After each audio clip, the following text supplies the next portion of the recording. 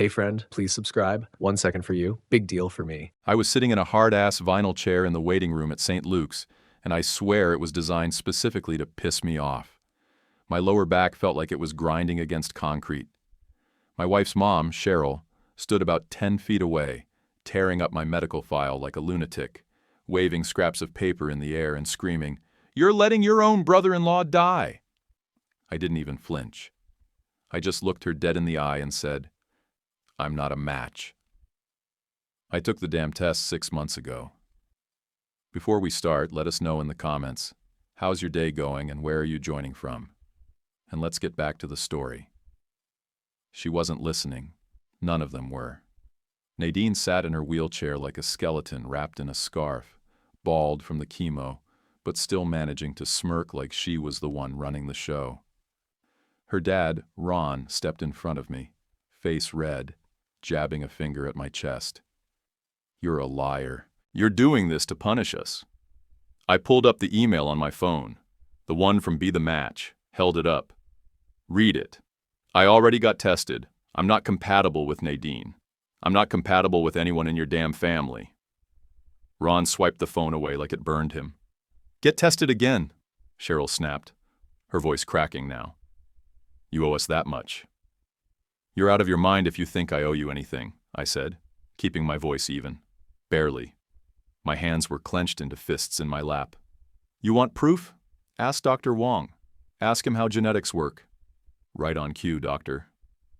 Wong walked in with his calm, polite face that wasn't fooling anyone. "It's not that simple," he explained. "If someone is not a genetic match, retesting won't change that." "Then check again!" Cheryl screamed, loud enough that the receptionist peeked around the corner. Dr. Wong tried to explain again, breaking it down in words you'd use for kindergartners. "Bone marrow compatibility is based on inherited markers. If he's not a match, it means he doesn't share the necessary genes." Cheryl folded her arms like she didn't hear a word. "He's lying. He's just trying to get back at us." I looked over at Nadine. She just stared at me, calm, smug, like this was her favorite soap opera, and I was the villain. I stood up. "Fine," I said. "You want another test? Let's do it. Then when it comes back the same, maybe you'll finally shut the hell up." Dr. Wong gave a small nod, already motioning toward the hallway. Cheryl was still yelling behind me. I followed the nurse, not looking back. Let them scream. I was done playing the bad guy in their twisted little story. The nurse led me down the hall without saying much. Fluorescent lights buzzing above, linoleum squeaking under her sneakers. She opened the door to a small room and motioned for me to sit. I stuck out my arm. "Let's get this over with." She tied the rubber band around my bicep, wiped the inside of my elbow, and slid the needle in without warning. I stared at the wall, jaw clenched. Out in the hallway, Cheryl's voice came through the closed door like a drill. "We gave him everything for 24 years, and this is how he repays us?" I shook my head and muttered, "You gave me hell." The nurse glanced up but stayed quiet. After she labeled the vials and left, I stepped back into the waiting room, and Cheryl pounced. "You had a roof, food. We took you in when nobody else wanted to deal with you." I leaned against the doorframe. "You kicked me out when I was 17 for telling the truth about your daughter." Ron crossed his arms. "You were disturbed. You lied. You made things up to get attention." "Really? Then how'd I end up with a fractured wrist?" I snapped. "How'd I get second-degree burns from falling against the stove, huh?" Nadine smiled from her chair, lazy and mean. "You always were dramatic." I ignored her and looked straight at Ron. "You want to talk about disturbed? Let's talk about what you did when I tried to tell someone. When I showed the school nurse what she did." He didn't answer. Neither did Cheryl. I let the silence hang just long enough before driving the knife in. "You checked me into that psych ward before I even turned 18. Signed the papers so fast it made my head spin." Cheryl's mouth tightened. "You needed help." "Number I needed someone to believe me," I said. "But you couldn't have your golden girl exposed, could you?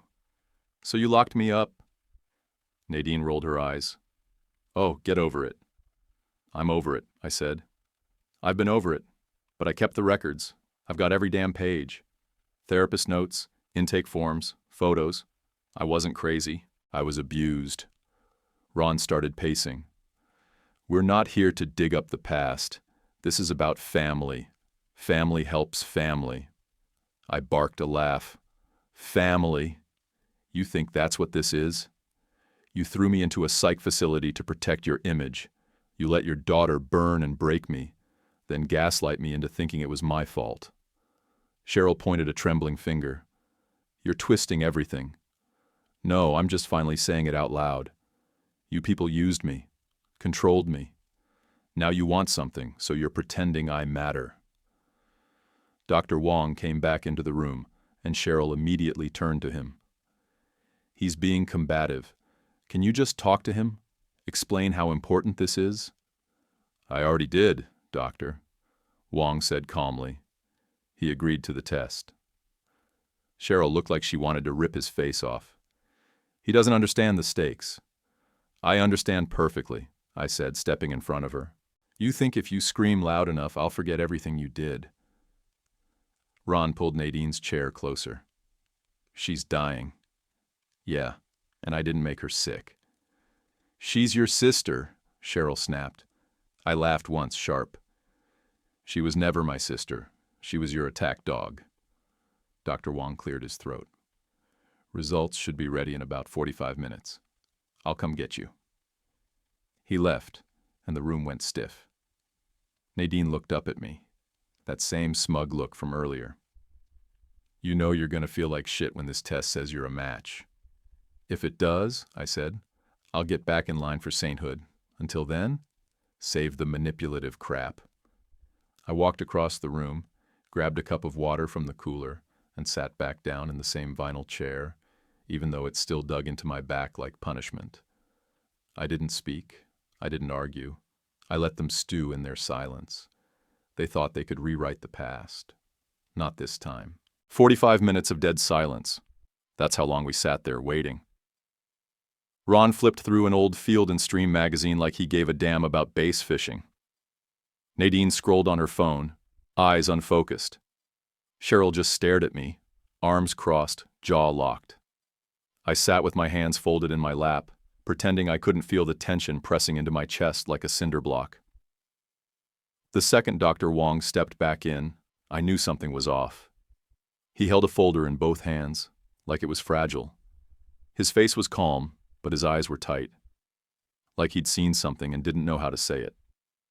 He glanced at me first. Can we speak privately? No, Cheryl said instantly. This is a family matter. Dr. Wong hesitated, then looked at me. It's your call. Let's just get it over with, I said, keeping my voice flat. He nodded and opened the folder. The results are back. He's not a match for Nadine. No surprise there, I muttered. He didn't laugh. He looked cautious. He's also not a match for anyone in the family, not even distantly. The room dropped into instant silence. Ron sat up straight. Cheryl's hands gripped the arms of her chair so tight her knuckles went white. Nadine's head turned slowly, her face suddenly alert. Dr. Wong went on, like he wasn't sure we understood. Based on the expanded panel, there's no biological connection. Not to Nadine, not to Cheryl or Ronald. Genetically speaking, you're unrelated. What? Ron asked, but it came out hollow. Are you saying he's not her brother? Cheryl's voice cracked halfway through the sentence. Dr. Wong gave a slight nod. He's not related to anyone in this family. I stared at him for a second, trying to figure out if this was a joke. Then it hit me. A laugh bubbled up before I could stop it. Loud, fast, sharp. So Nadine was right all along, I said through the laughter. I was adopted. Ron's eyes shot to Cheryl. No, she said too quickly. It's not like that. Bullshit, I said. You told me I was your son. You let me think I was blood for 24 years. We took you in, Cheryl snapped. You were too. We raised you like our own. Then why lie about it? I shot back. Why let me grow up thinking I belonged? I didn't lie, she said, standing now, her voice shaking. We never signed adoption papers. There was never a formal process. We took you in. You were left with us. Left? I repeated. What the hell does that mean? Ron finally spoke, but his voice was low. You were dropped off after the accident. Your parents... My parents? I interrupted. You mean the ones you never mentioned? The ones who apparently weren't you? He didn't answer. Nadine was watching me like I was a puzzle she'd finally figured out. No more smirking, just quiet calculation. I turned to her. How long have you known? She shrugged. I always thought something was off. You didn't look like us. You didn't act like us. You told everyone I was adopted. You used it to mock me.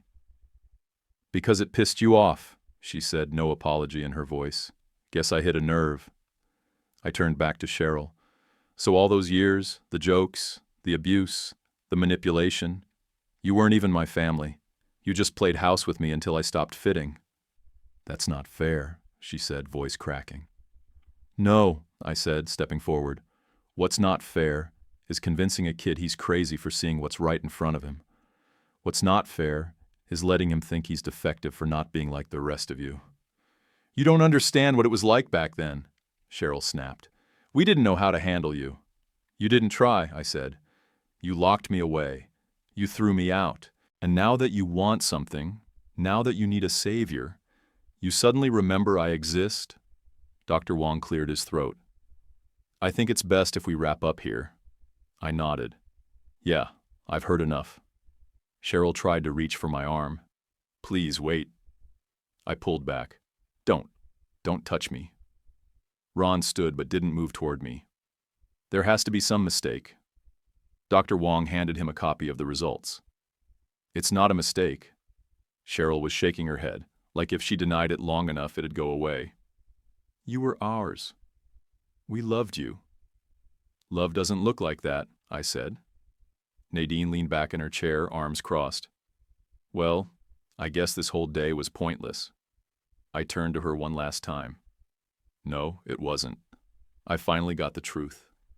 And it explains everything. I didn't wait for anyone to stop me. I walked out of that room with the results in my hand and a pressure in my chest I hadn't realized was there until it started lifting. I wasn't like them, because I never was one of them. I didn't even sit down when I got back to the waiting room. I stood in the middle of it and looked all three of them in the face. I'm not donating, I said loud and clear. Not now. Not ever. Nadine's jaw dropped first. Then Ron blinked like he misheard me. Cheryl? She went straight to rage. You can't do that. I just did. You have to, she shouted, her voice going shrill. You owe us. No, I said, keeping my tone steady. You don't get to throw me away, deny who I am, and then come begging when you need something cut out of my body. Ron stepped forward, hands up. Let's not be rash. You're upset. That's understandable. You think I'm upset? I said, eyes locked on his. Number, I'm clear. I've never seen things this clearly in my life. Nadine leaned forward in her chair, playing the weak little sister role she wore like a second skin. I'm dying. I looked her dead in the eye. Yes, you are. That landed like a slap. Her lips parted, but she didn't speak. For the first time, she looked rattled. Real fear, not performance. You're heartless, Cheryl hissed. I turned to her. You treated me like trash since the day I could walk and talk. You gaslit me, locked me up, kicked me out. Now you want to act like this is about family? You were family, she yelled, stepping toward me. We raised you. I took a step back. Number, you owned me, or thought you did. She reached for my arm. I pulled away fast. Don't touch me. Dr. Wong stepped in between us, calm but firm. Let's all lower our voices.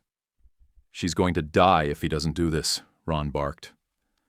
Isn't that enough to make him act like a decent human being? She's not my sister, I said. She never was. And I don't owe any of you anything.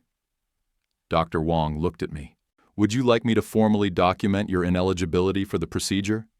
Yes, I said. Right now. He nodded. Come with me.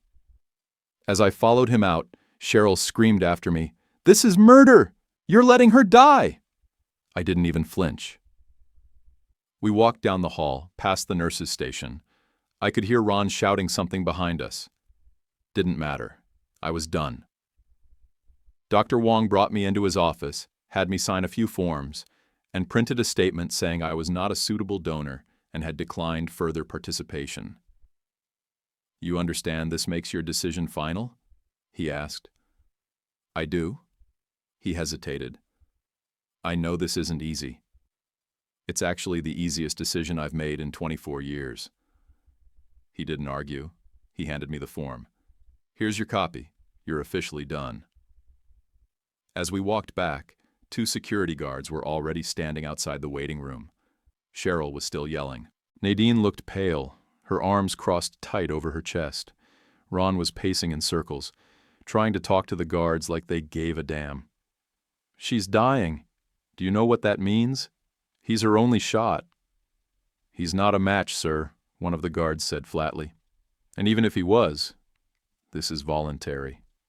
They tried to keep arguing, but security wasn't having it. The second they touched Cheryl's elbow, she started shrieking again. Nadine didn't move, just glared at me like I'd betrayed her. Good. I stepped to the side as they were led out. Cheryl shouted something about me burning in hell. Ron was red-faced, still yelling about second chances and how I'd regret this. Nadine didn't say a word, just let herself be rolled away like the queen being carted off to her funeral. The doors closed behind them, and then silence. For the first time in years, maybe ever, I felt something slide off my chest, like someone had finally cut the damn chains. I walked back into the waiting room, sat down in that same chair one more time, and let out a slow breath. Dr. Wong came back in a minute later. You okay? I looked up at him. I'm not broken. He gave me a small nod. I just wasn't theirs. He didn't say anything else, just gave me a little space. I appreciated that. I pulled out my phone, checked the time. Then I got up, walked out through the automatic doors, and felt the warm sun hit my face like it meant something. I wasn't walking away from family.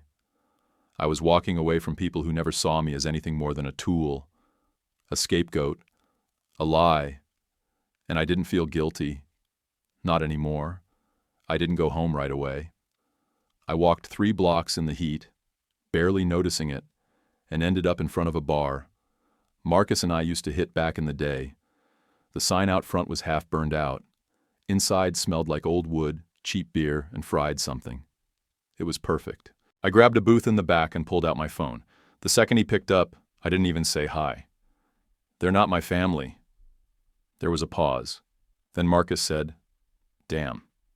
So it's finally out. Yeah, I said, almost laughing. Doctor confirmed it. Not a match. Not to any of them. I'm not biologically related. At all. That explains a lot, he said. I could hear the smile in his voice. I thought it would mess me up more, I admitted. But honestly, it feels like I can finally breathe. Good, he said. About damn time. I looked around the bar. Only 2 other people inside, a couple watching some muted game on the screen above the bar. You close? I asked. 15 minutes away. You still drink shitty beer? I only drink shitty beer. He laughed. Be there in 10. He showed up in 8 in his usual old boots and a t-shirt that probably hadn't seen detergent in a week. We didn't hug. Didn't need to. He just sat down across from me, flagged the waitress, and ordered us 2 pitchers of whatever was coldest. When the beer hit the table, he poured mine first. So, not their kid, huh? I shook my head. Not even distantly. Doc said we're genetically strangers. Did you ask where you actually came from? Not yet, I said. I needed one day. Just one where I wasn't tangled up in their bullshit. Marcus nodded, then lifted his glass. To being done with those assholes. I clinked mine against his. to being free. We drank. Not fast, just steady, easy. He looked at me after a few minutes. You really okay? I thought about it. I think I am. There's this guilt I've carried for years. Every time I didn't call them back. Every holiday I didn't show up. Every time I said no and felt like a bad person for it. And now? It's gone, I said, because it was never real. That guilt was something they built, like a trap. You know?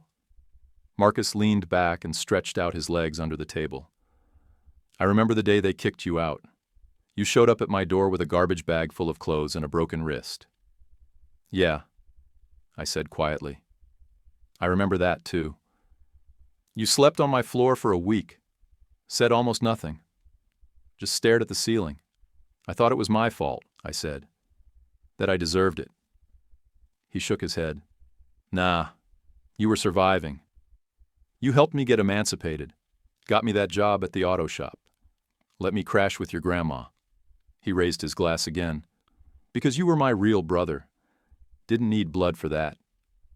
I looked at him and felt something settle deep in my chest. Something solid. Something real. Thanks, I said. You don't have to thank me, man. I know, but I mean it. We ordered food, drank more, talked about nothing. It was the kind of night that felt like old times. No pressure, no tension, no lies in the air waiting to explode. I leaned back in the booth, buzzed but clear-headed. I think I might look into it. Into what? Where I came from, my real parents, if there's anything left to find. You think you're ready for that? Maybe, I said. Or maybe I just want to know my real name, not the one they gave me. He raised an eyebrow. Bet you had a cooler name before Ron and Cheryl got a hold of you. Couldn't be worse, I laughed. You sure you're not going to get sucked back in? No, I said, serious now. I'm done with that chapter. I'm not chasing their approval anymore. I'm not explaining myself, not apologizing, not playing peacekeeper. Marcus nodded like he'd been waiting years to hear that. I'm living my life now, I said. Not theirs. He raised his glass again. I'll drink to that. We toasted one more time, and I sat there, watching the bubbles rise and pop. I didn't know who I was before they named me, but for the first time, I wanted to find out. And this time, I'd be the one writing the story. A couple months after that night at the bar with Marcus, I stopped checking the news on her. Didn't Google her name, didn't ask around, didn't care, but word had a way of creeping in anyway. 6 months later, I was grabbing lunch with an old coworker from the shop, this guy Pete who'd always been a little too chatty for my taste. And out of nowhere, he goes, Hey, heard your sister pulled through. I didn't flinch. Ex-sister, I corrected. He looked confused. Huh? Not blood, not family, long story. Oh, damn, he said. Well, I guess some stranger stepped up at the last minute. Donated Marrow. Saved her life. I nodded, took a bite of my sandwich, and let the silence make him uncomfortable for once. That night I went home and cracked open a beer, sat on the porch in the sticky heat, watching mosquitoes bounce off the porch light, and tried to feel something about it. Nothing came. Not relief, not anger, not even bitterness. I just didn't care. Later that week, a message popped up in my inbox. From a girl I hadn't talked to since middle school. She said, Hey, I know this is random, but Cheryl asked me to reach out to you. She said they don't have your number anymore. I didn't respond, just blocked and deleted. The week after that, I got a letter in the mail. No return address, neat handwriting. I knew it was Cheryl before I even opened it. I tore it in half and dropped it straight in the trash. Then came the Facebook messages. Through people I barely remembered. A cousin I hadn't seen since I was 10. An old church neighbor. A guy I used to carpool with for summer league baseball. All saying the same thing. They just want to talk. She's changed. It's different now. I didn't answer any of them. I wasn't curious. I wasn't tempted. Whatever change Nadine had gone through, if it was even real, was none of my business. I'd given that family 2 decades of my life. All they gave me was trauma, lies, and a warped sense of who I was supposed to be. They picked their golden child, the one who could do no wrong, even while breaking bones and burning skin. They turned their backs on me, buried the truth, told me I was crazy, dangerous, broken. Let her take care of them now. If she was really better, if she'd truly changed, good for her. But I wasn't a witness to that redemption arc. I wasn't part of that show. I wasn't invited, and I wouldn't show up even if I was. I remember Cheryl's voice the last time I saw her, screaming that I'd burn in hell, that I'd regret it forever. But I didn't. Not even a little. The more time passed, the lighter I felt. I stopped jumping when my phone buzzed. Stopped wondering if I should check the voicemail. Stopped feeling like there was this invisible rope still wrapped around my neck, yanking me back into the past. Marcus and I were grabbing wings at the bar one night, and he asked, "You ever hear from them?" "They tried," I said. He raised an eyebrow. "You respond?" I shook my head. Didn't even read half of it. He smiled. "Proud of you." I didn't say anything right away. I just took a sip of beer and stared at the table for a second. "You know the weirdest part?" I said finally. "I don't hate them. Not anymore." "No?" I shook my head again. Hate takes energy. I don't have that kind of energy for them. They're just gone. He tapped his glass against mine. "That's called peace, man." I smirked. Took me long enough. Back at home that night, I pulled open the bottom drawer of my desk, the one where I'd stashed old documents, mail, junk I didn't want to look at but couldn't quite throw away. The torn envelope from Cheryl was still there, unread. I held it for a second, then tossed it in the shredder. Let them keep waiting. Let them hold out hope for some tearful reunion. I had no plans for that, no unfinished business, no revenge fantasy. Just distance. And for the first time in my life, I wasn't carrying anything that didn't belong to me. They could call it cold. They could call it selfish. I called it freedom. After I shredded Cheryl's last letter, I sat there a minute, staring at the empty drawer. And something hit me. I knew who they were. I knew what they did to me, what they weren't. But I still didn't know who I was. Not really. So I filed the paperwork. Vital records, social services, old court documents. It took a couple months. Background checks, signatures, processing delays. But one Tuesday morning, a fat envelope showed up in my mailbox with a return address stamped State of Indiana, Department of Child Services.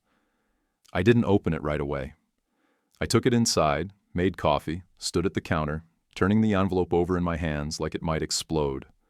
Then I tore it open. Right there, printed on faded yellow copies of legal paperwork. Age placed, 2 years, 3 months. Cause, parental death, motor vehicle accident, emergency placement approved, Ronald and Cheryl McAllister, relationship to child, family friends. That part landed like a brick. Family friends, no blood, no next of kin, not even a cousin. Just 2 people who said yes when the state needed a warm body to take me in. And apparently even that had been questioned. There was a note from a caseworker saying, "Concerns noted regarding prior use of corporal punishment and lack of emotional attunement, recommending biannual welfare checks." Another line, "Placement approved despite concerns. No other kin available. Recommend counseling services." I set the file down and rubbed my face with both hands. They knew. The state knew. But they placed me there anyway. Probably needed to close a case. Probably thought, at least he has a bed. I went back to the file, found the names, my real parents, Angela Mae Rivers, Thomas Bradley Rivers, married 5 years, died on impact, car wreck just outside Fort Wayne. They'd been driving home from a weekend trip. Ice on the road. Another driver spun out and clipped their back tire. My mom was 28, my dad, 31. And there, just above the signature line, child's legal name at birth, Julian Thomas Rivers. I froze. Read it again. Julian.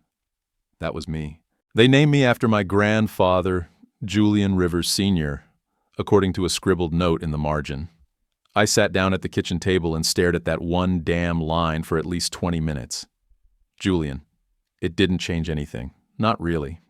But it felt right. Like I'd just recovered a piece of something someone tried to bury. The next day I filed a petition to add it back. Didn't ditch my whole name. Didn't need to. But I changed my middle name legally to Julian. Felt like a small way of planting a flag. This is mine. A few weeks later I got the updated ID, the new Social Security card. I held it in my hand and felt this weird pulse in my chest, some kind of quiet pride. Marcus was the first to see it. He looked at the card, then back at me. Julian, huh? Yeah, I said. My real name. From before. He grinned. You look like a Julian. I laughed. Better than looking like a Ronald. No argument there. After that, things settled into something steady. I didn't feel like I was wandering anymore. I had an origin, a name that made sense. Something real to hold on to. Not something handed to me by people who treated me like a backup plan. I ordered a small plaque online, just a simple engraved piece of metal. It read, Julian Rivers, born with it. Took it back. I hung it over my desk. Didn't post it anywhere. Didn't make it a moment, just for me. The world didn't need to know. But I did. Because for the first time, I didn't feel like a question mark.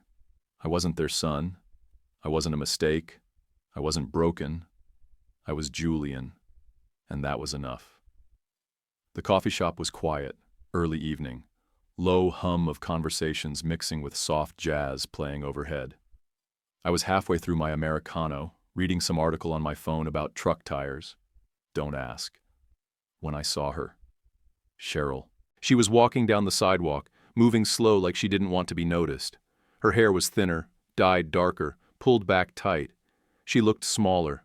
Not sick, not frail, just reduced. Then she saw me. She stopped, right outside the window. For a second she just stared. Then she raised one hand and pressed it flat against the glass. Her lips moved. I'm sorry. That's all she mouthed. Just those two words.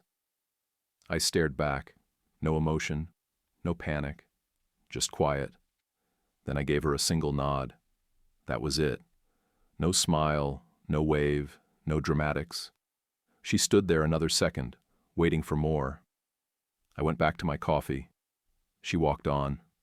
I didn't turn to watch her go. Didn't need to. For once, there was no knot in my stomach.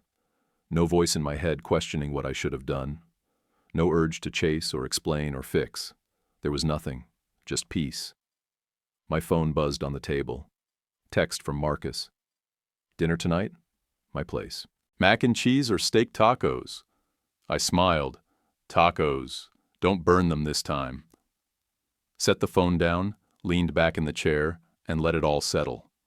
The silence, the space, the clarity. My mind drifted, quick flashes of it all. The burns, the wrist, the shrinks, the lies, being called disturbed, being thrown out, being told I was family, then treated like furniture, then the truth, the test, the file, the name, Julian. Not hers, not his, not theirs, mine. I wasn't angry anymore. I didn't carry that weight. I was just done. I'd survived everything they threw at me. Every shove, every accusation, every scar they left behind, physical and not. I wasn't their son, but I was still standing. They discarded me, tried to bury me in silence, shame, and made-up diagnoses. Didn't work. I made it out, and I didn't need a reunion, or a final talk, or one last apology. That nod through the glass, that was enough. It didn't heal anything. It didn't undo anything, but it showed me one thing. She finally saw it. Not me, not who I am now. She saw the gap, the consequence, what she lost. Too bad. I sipped the last of my coffee and stood up, slinging my jacket over my shoulder. Outside, the air was cooler now, sky streaked with orange and purple, streetlights humming on. I stepped into it, hands in my pockets, and walked. No shadow behind me, no ghost to outrun, just the evening, wide open in front of me. I was free. Do you think Cheryl actually meant that apology? Or was it just guilt? Drop your answer in the comments. And if this story hit you, like and subscribe for more. YouTube picked this for you. Tap it. Let's see if they guessed right.